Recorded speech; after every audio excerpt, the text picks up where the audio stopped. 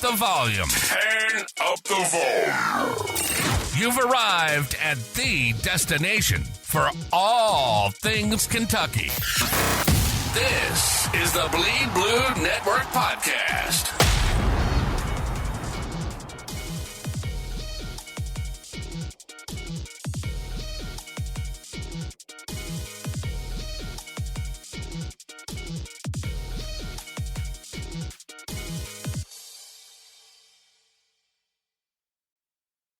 Hey BBN, welcome back to another episode of BBN Ladies Unleashed. It is your host KY_, and today I am joined by Autumn. Autumn, how are you?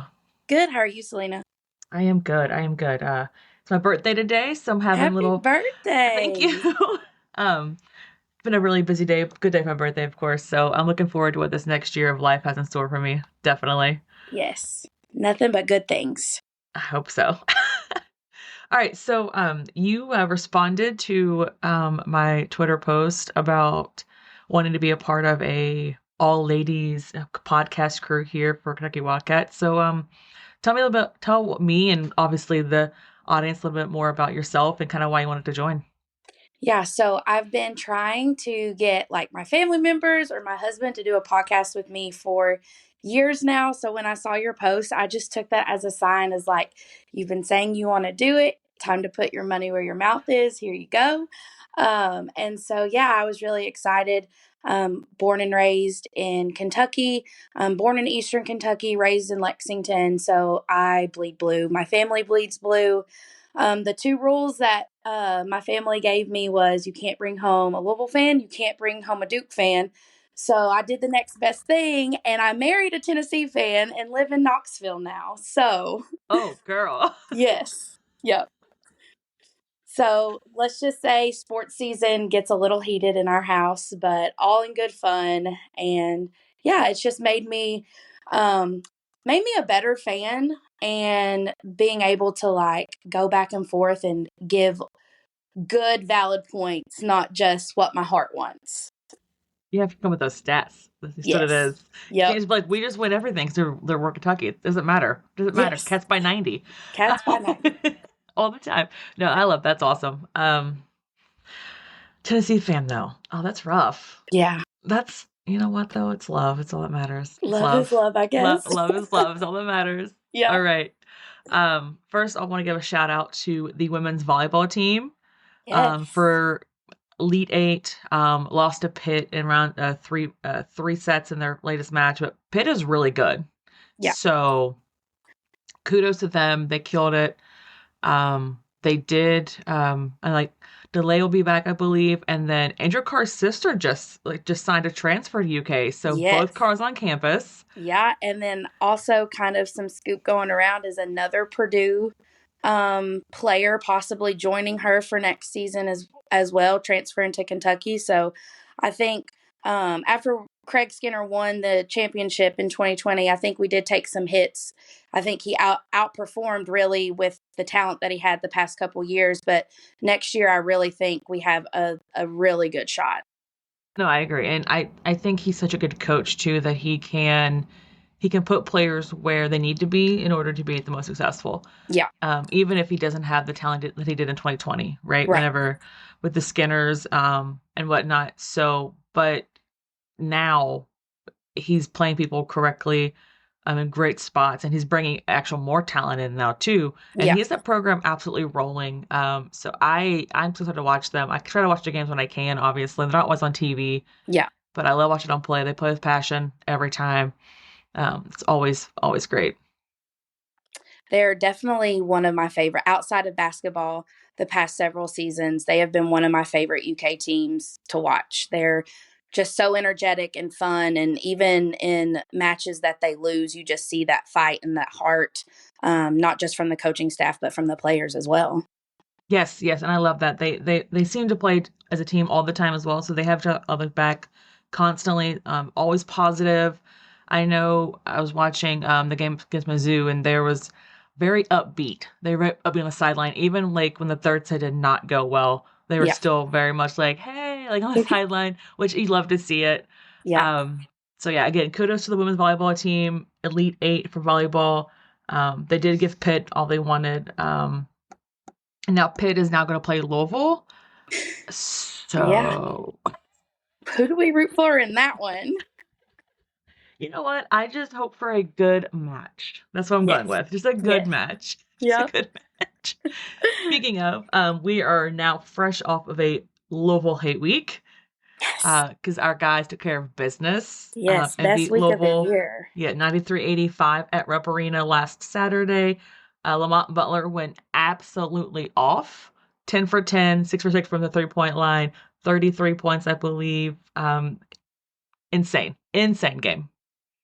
Yeah, while I was watching it, it's almost like I didn't even realize how good of a game he was actually having until it was over. It was almost like he scored 33, but it was almost like a quiet 33. And I know that's crazy to say.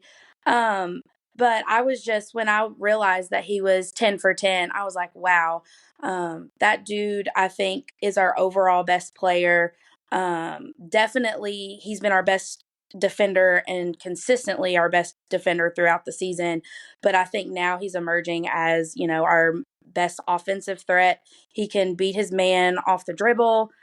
He's draining threes. So Butler is definitely a must-have moving forward.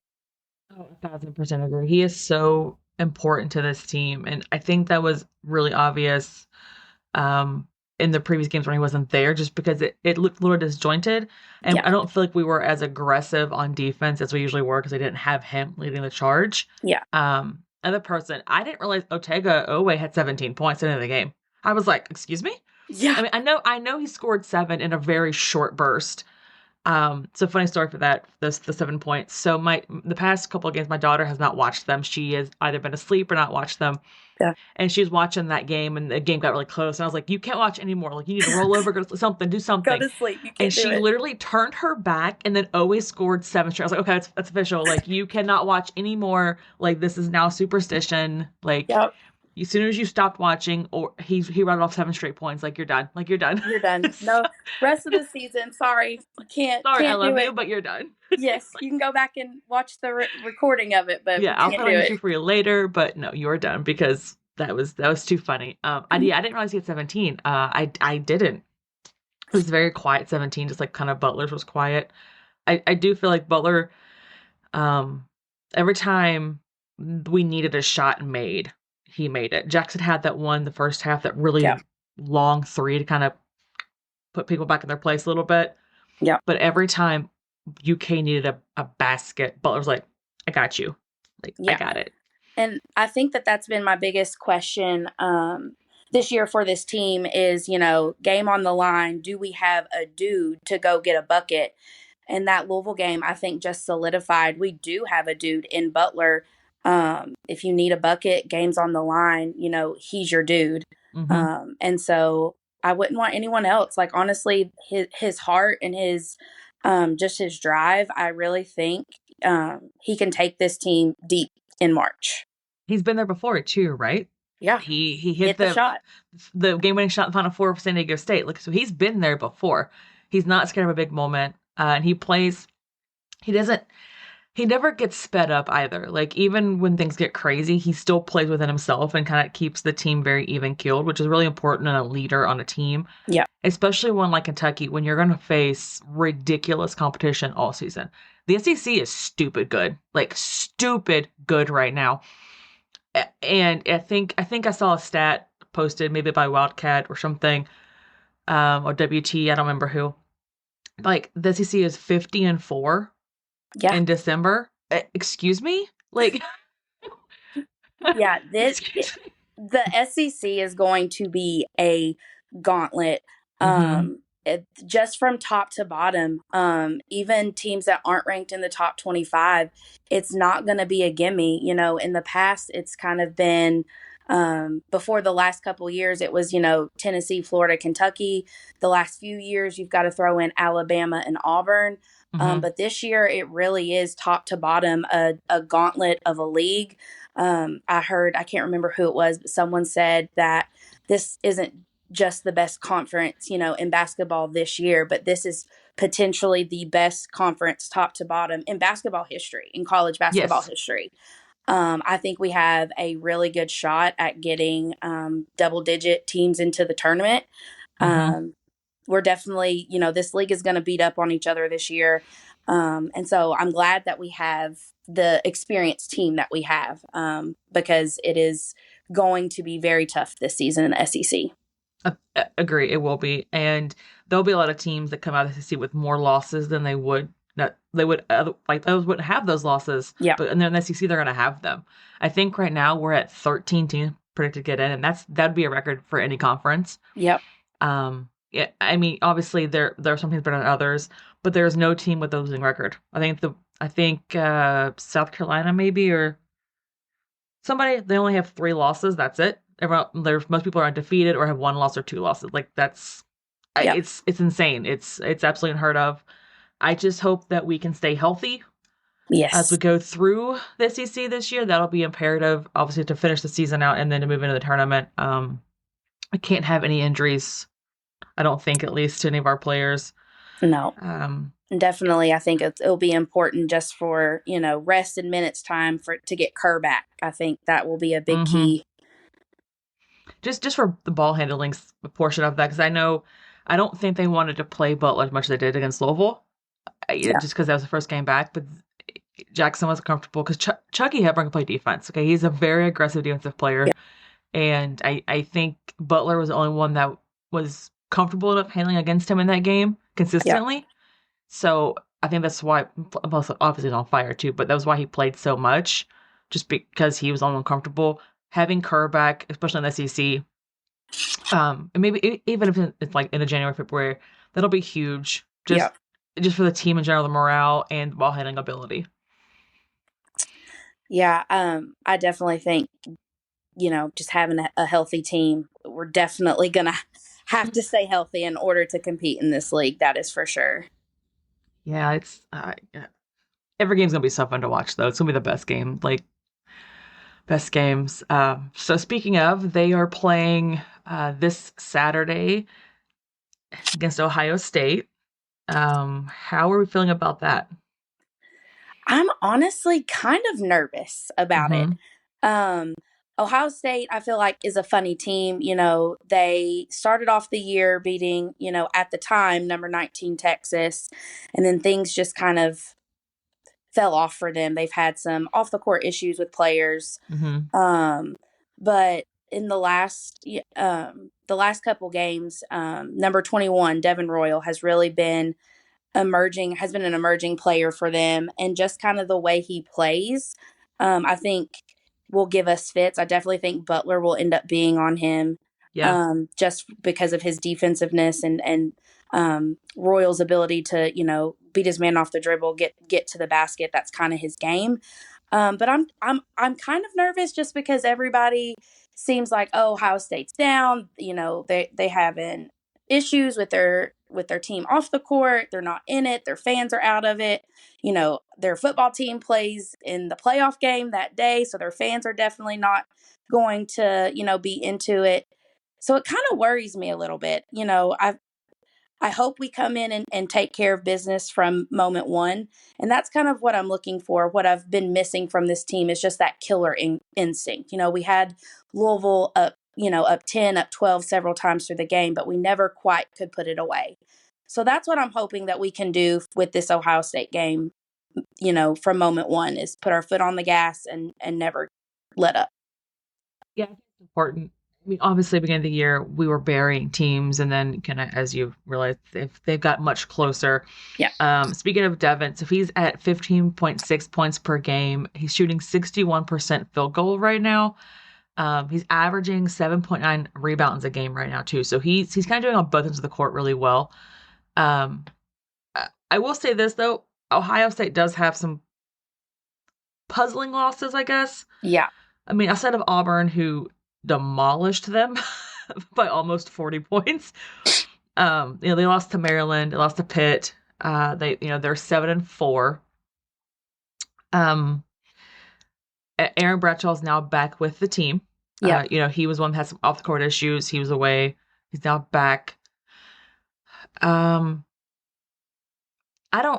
I don't know. I'm not for sure how we match up exactly against them yet. I haven't done a deep dive into that aspect of it. I do know they play pretty physical. They can play pretty fast. I think I watched. Let me see. I watched them play Texas, and that was a pretty up and down game. Yeah, it was very, very speedy. But as far as the team goes overall, honestly, and funny enough, the team field goal percentage is the exact same at 49.5 for both teams. Although we are averaging 91 points and they're averaging 80 points a game. We are leading in the rebounding category per game, as well as the assists, blocks we're leading, and steals are almost even. So I think it's one of those games where we have to rebound the ball offensively. I think offensively, and then defensive rebounds are huge. We have to be able to defensive rebound. Yep.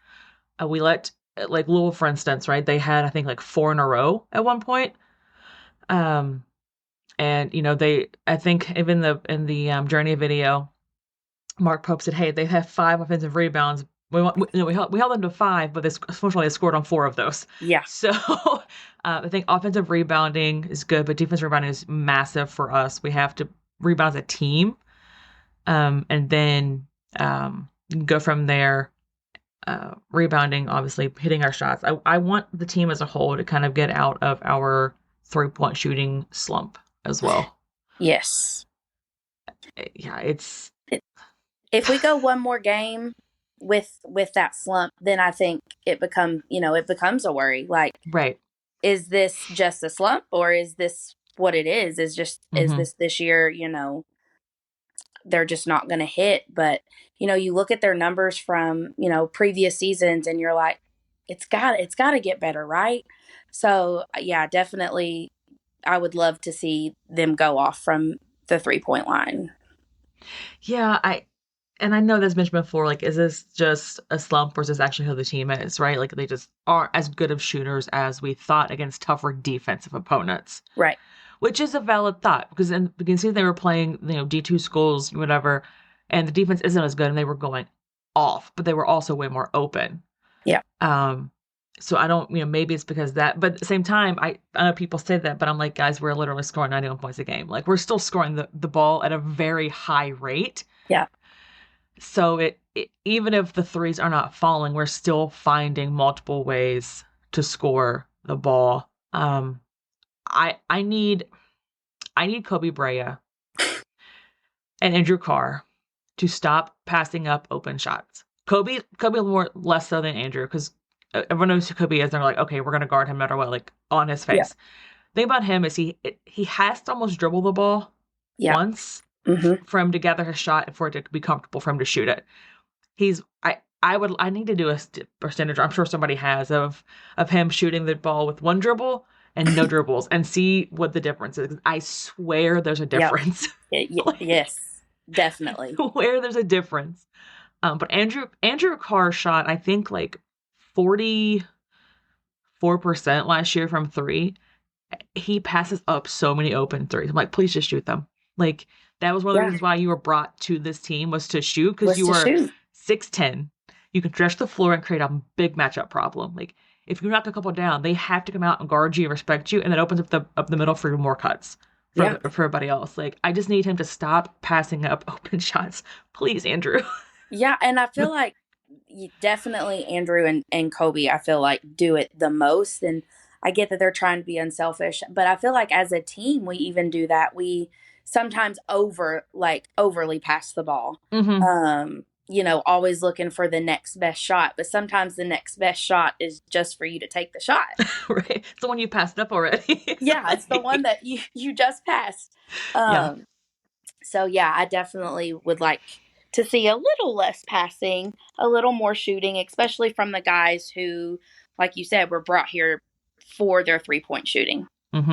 Yeah, I think it's so important. I know Andrew Carr had a couple in Louisville that he would shot fake and then stop, and I'm like, you were open. You could have got that shot off. Yeah. And even if it didn't go in, like, if you keep shooting, they're gonna go in, or they're gonna have guard you, like, respect you more. So yeah, maybe we'll get there. I don't know. Maybe we'll get there. I'm not sure. And, I'm and not it sure. seems like Andrew Carr, he performs better in, the big kind of arenas. So maybe this Ohio State game will get him going. Yeah, it's funny that it's funny because I think at the end of the season, I think I said to some friends or maybe in a podcast, I was like, I don't understand what he's doing. Like, I didn't understand like his play style with what was happening, right? I was like, this is he gonna shoot the ball? Is he only gonna bring it inside? But then the Duke game, and it was like a complete different Andrew Carr. Yeah. And I was like, what? Who are you? And why have you been like literally all season? Like, yeah. And then he went away again and then came back a little bit second half of Gonzaga. And it's like, where were you? I think he likes the physical game on the inside. Yeah. Like, and maybe it's like, I don't know. It's like he likes the being able to be physical on the inside. He likes doing that. But the one thing though is he has to get better about awareness of other defenders, because a lot of times where they would strip the ball from him when he would dribble and turn his head, they come from behind. So he's got to be aware of that happening, because he is a threat down low. Because he's a matchup problem, right? He's quick, he's strong, he's 6'10", so they're gonna most teams are gonna like dive down, slap the ball out of his hands. So he's got to be aware of that, I think. To be a better passer. But I still like Andrew Carr though. Yeah. So who else are you looking to perform well against Ohio State? Who's like your sleeper pick to perform well? Oh, honestly, I think it's time for the beast to awaken. I feel like he's played like beauty a little bit throughout the season, and I'm going with Amari Williams. Okay. I feel like this is a game that he can bang it down low and use and abuse, anybody that Ohio State puts on him.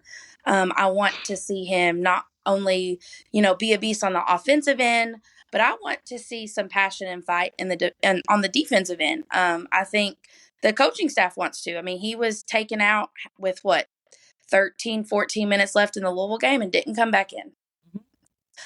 Just because of the laklusterness of defense, not rebounding the ball, letting guys go right by him, not even putting his hands up. So I'm going to go in hopes that he awakens and can be the player that I think he has the potential to be. And I'm going to go Amari Williams. I like it. I keep waiting for him to put a full game together. Yeah. And I've said this before, and it's like he just disappears. Yeah. It is the strangest and wildest thing to watch on a court, because you can see in his play when he checks out. Like when he's engaged, like he is everywhere. He makes good passes, grabs rebounds, great defense. And then it like just shuts off, and then he's just a body on the court, and it's like I don't understand. Like you are built and look like and have the potential to be, top tier player, and we've seen glimpses of it, but like you said, he hasn't put it together in a full game. And I think, if we want this team to go far and go deep in March, like everybody, our core 6-7 guys have got to play 40 minutes day in and day out. So I hope he can start to put those games together. Yeah, no, I need a full game from him. I need a fully checked in Amari Williams for just one full game to get a final good understanding of his entire like skill set subset, because it's very patchy right now, and I don't know what we're going to get at any time on the court, like if he's in or not in. I think I have a couple of people that are, I think, sleepers, and it just depends on the matchups, obviously, but I feel like BG could have a really good game as well. Yep. His improvement throughout the season so far is ridiculously crazy. It's so good. For a couple of games, I was like, oh, he's very awkward. He's a lot of growing to go. Like he is, he's like a little giraffe out there. Yeah. But like he's starting to come into his own, and he's understanding when he's on the court, he has to be the energy guy. Like he has to bring the energy, bring the fight all the time, right? He's pretty sassy. He's pretty sassy. I love it about him. He Love is. it. I love it. So he's not scared of that aspect of it. And I also think he seems to be one that performs really well in big games. Yes. Like I maybe they all do.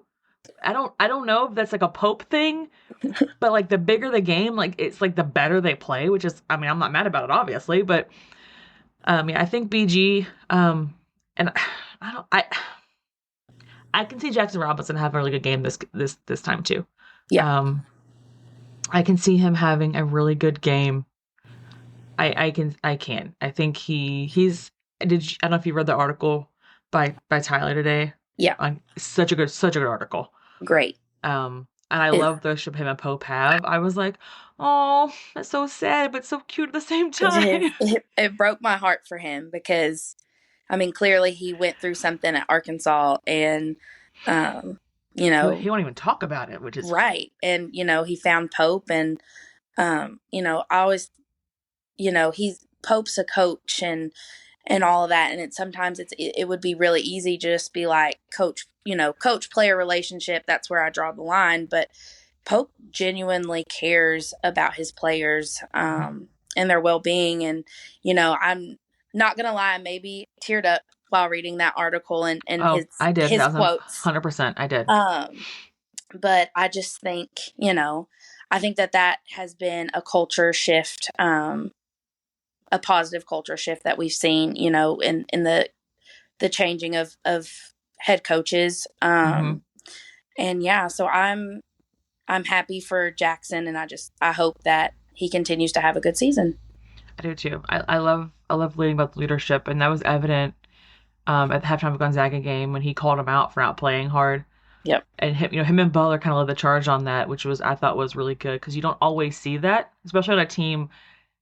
Even though they're older players, they're still a new team together. So you don't always see players stepping up and taking that lead and calling other people out.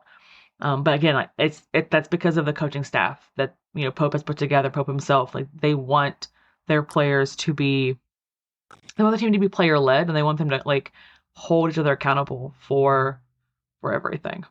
Yeah. I mean, that was even evident after the Duke game when Robinson, apologized to the fans for his body language. And like looking back, like I didn't really even see his body language being, negative or like throwing his head down or stuff like that. But like just to have that self-reflection and then to like want to apologize, to the fans. I mean, that definitely shows, he's a strong leader. And his dog was really cute. So it's all that matters too. Yes. So cute. Cute dog. Okay, awesome. Okay, so here comes another one last question. Yes. Okay, so I need a score prediction for Ohio State versus Kentucky and your MVP. You can pick Amari again. I said maybe a sleeper, but just score prediction and your MVP for the game. Ooh, okay. Score prediction. I'm going to go 93-78 Kentucky. Okay. And I'm going to go MVP. I am going to go different than Amari. My MVP, just because I think he's been consistent, the whole season. I am going to go Otega. He is our leading scorer now at 15.6 points per game. He is very consistent. He gets them very quietly. Okay, my score predictions. Let me see. How crazy? Let me think about that. Well, because sometimes I'm just like, we're gonna kill everybody by 30. It's fine, and then I'm like, okay, calm down, Salena. That's not what's gonna happen at all. So I'm gonna do 91.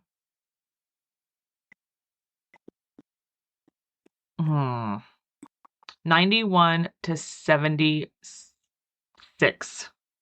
91-76. I think it's very similar to what I think that'll be pretty close to what it'll be. I even as good as Ohio State can play, I don't think they have enough firepower to completely contain Kentucky, but they might. Who knows? But I hope not. And then my MVP. I Who do I want to pick? I'm gonna go Andrew Carr. Nice. I'm gonna go Andrew Carr. I think he didn't have the best game against Louisville, and it seemed like he got kind of frustrated some of that game with the defense and especially how chippy it got too. But I think he's due for another big game, so I'm gonna go Andrew Carr for my MVP. I like that pick. And I like our score picks, and I hope I hope we hit the nail on the head. Me too. All right. Autumn, thank you for joining me tonight on the second episode of BBN Ladies Unleashed, #blue. This will drop tomorrow, Friday, December 20th at 8 a.m. Give or take. It's a little slow posting, but whatever. We will have a tweet out as soon as it drops, and I will have the link up so you can watch it or listen to it kind of wherever. It's Spotify, Apple Podcasts, YouTube. So, yeah, but Autumn, again, thank you so much for joining me tonight. Thank you for having me, and happy birthday. Thank you. All right. BBN, we are signing off. And as always, go Cats. Go Cats. Thanks for joining us on another episode of the Bleed Blue Network podcast. We hope you enjoyed diving deep into the world of Kentucky sports with us. Don't forget to stay connected by following us on Twitter @BleedBNation. Your feedback means the world to us. So take a moment to leave a review. Not only does it help us improve, but it also helps others discover the show. Until next time, keep cheering, keep listening, and keep bleeding blue.